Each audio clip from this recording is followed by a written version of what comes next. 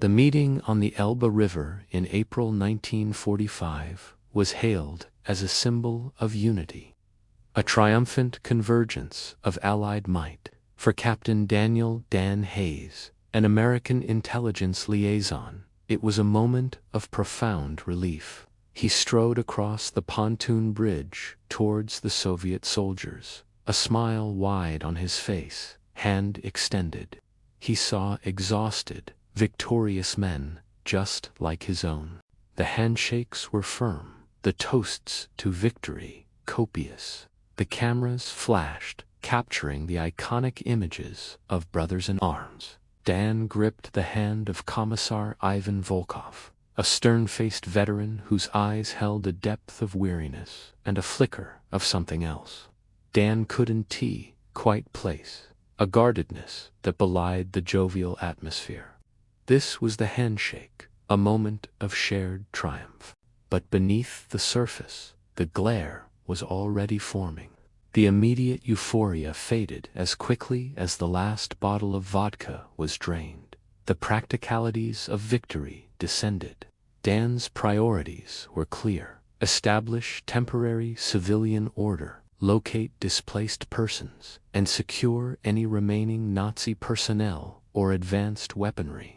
For Volkov, the focus was absolute control, sweeping the liberated territories for collaborators, seizing industrial assets for reparations, and extending Soviet political authority without question. Their first real clash came over a group of German scientists discovered sheltering in a nearby town. They were specialists in rocket propulsion, a goldmine of knowledge.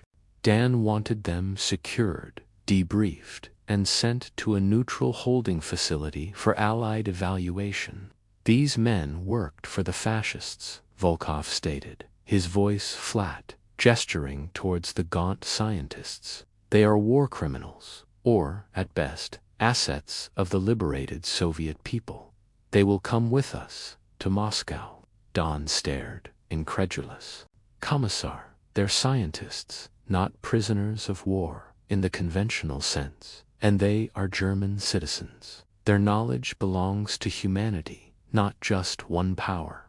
Volkov's gaze hardened, the glare becoming palpable. Humanity, Captain, is a broad concept. The Soviet Union has paid the highest price for this victory. Their knowledge is part of our recompense. They will serve the future of the Soviet people. The discussion turned into a polite but unyielding standoff, a silent battle of wills over the fate of men who held the keys to future warfare. The deeper friction emerged when they encountered a sprawling displacement camp. Thousands of people, Poles, Ukrainians, Baltic nationals, who had been forced laborers for the Germans. Dan wanted to provide immediate humanitarian aid, register them, and help them find their way home. Volkov saw them differently. These are Soviet citizens, or former Soviet citizens, who were allowed to fall into enemy hands. They must be repatriated immediately for re-education and reassessment. His tone implied suspicion, not compassion. Some of these people, Don knew, had fled Soviet rule or joined anti-Soviet eunuchs to fight the Germans. Forcing them back would mean imprisonment or worse. Many of these people fear returning, Commissar, Dan pleaded, gesturing to a young Ukrainian woman clutching a threadbare doll. They've seen enough war. They want peace and safety and freedom. Volkov's face remained impassive. Freedom, Captain, is earned. Some chose poorly. The state will decide their future. Our methods are ... efficient. Your methods are soft and create chaos. His eyes, usually unreadable, flashed with disdain for what he saw as Western nah. The handshakes of the Elbe felt a million miles away.